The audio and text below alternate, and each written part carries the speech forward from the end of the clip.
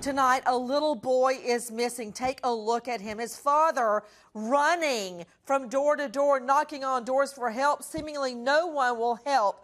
Charlie Bothell, father of the missing child.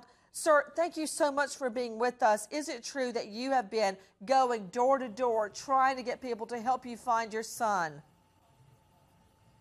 It is. I've been going door to door since he disappeared.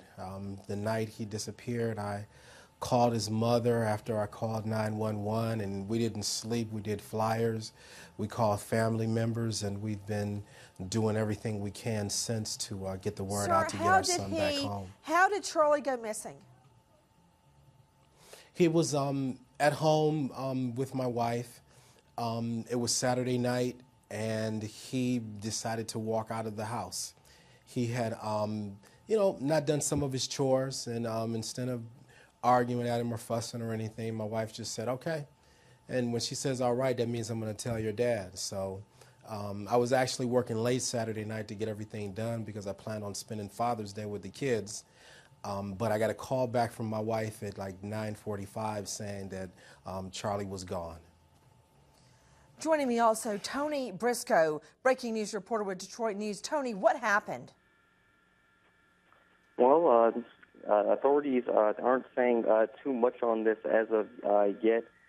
Like I said, he was last seen in the 1300 block of Nicolette Place, which is near Detroit's East Riverfront, running on the elliptical, left the home.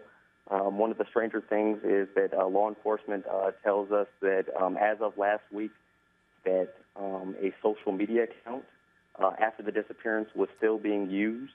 It's unclear if it was being used by Charlie, but that's something that they're looking into. Okay. We're also told that a K-9 unit was able to search the home and led authorities to a nearby elementary school playground. Out to Justin Fryman joining us. Justin, what more do you know? Nancy, we know that this child has not been seen since leaving the home. There were dogs brought out to sniff around. They did lead to a park near the home, and there the trail got cold. Back to the father of little Charlie.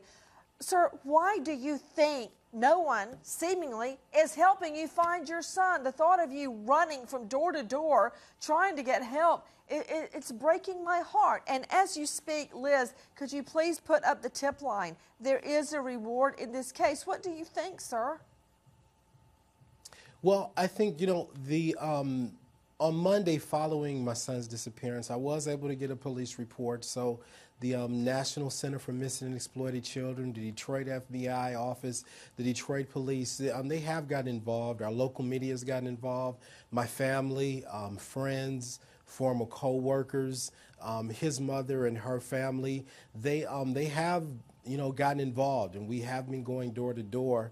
And actually, there was a witness, someone who says that they saw my son the night that he disappeared. And I forwarded that information to the local FBI and the Detroit police and the local media as well.